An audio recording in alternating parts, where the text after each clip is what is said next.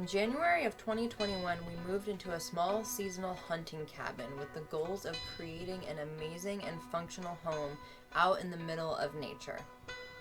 Before the purchase, it was a 3-season camp that had rarely been used for years.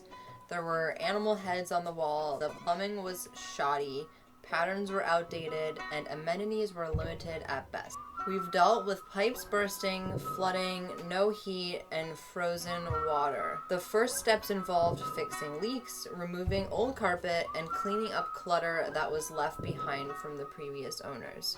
We started with an old stove and fridge, and a small sink. The fridge was moved, and a dishwasher was installed in its old spot. The plan was to extend the countertop to increase the size of the kitchen, while also opening up the feel of the room. Back in summer of 2020, we decided to build a countertop out of firewood cut on our table saw. The process was challenging and time-consuming, but the final product made it more than worth it.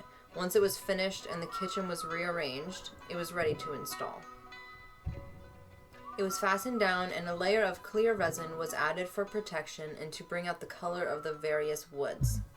A bigger sink was installed along with a garbage disposal, a new stove, hood, compost with a chute we made out of someone's garbage. I had always wanted a compost chute from the kitchen to rid the house of the dreaded dirty smelly compost bucket while still being able to compost. So a semicircle made of steel wire and a cutoff of roofing was used to make a compost chute with a smaller base which allowed for ample drainage. Then a hole was drilled into the wall of the kitchen where a tube formed from an old cracked plastic jar. It was added to act as a chute.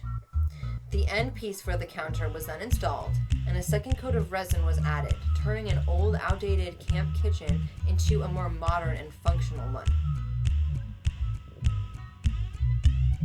Spring came, and so did the snow melt.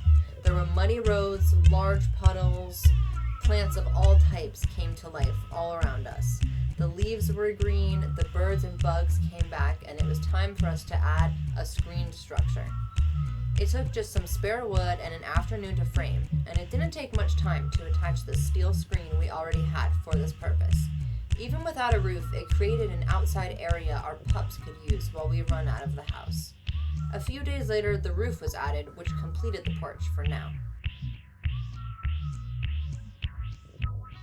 The town we live in does not have an internet service provider, so finding a high-speed internet source for working from home was a challenge. We applied to the Starlink beta test, eager to hear back. Due to the lack of internet, at this time we were driving nearly 45 minutes each way to use internet to work from home. And though the drive was beautiful, the travel was getting old. We finally received our Starlink and set it up, after many weeks of trial and error attempting to find the best spot to put it. We constructed a large pole from a fallen tree. We finally had the freedom, with only some limitations, to work from home, with access to the outside world from this beautiful place tucked in the woods. Paths through the woods were formed and gardens were planted here and there. There was a large pile of dead logs, so we began moving them. We discovered a massive boulder and decided to build a pond there for wildlife and to add some atmosphere.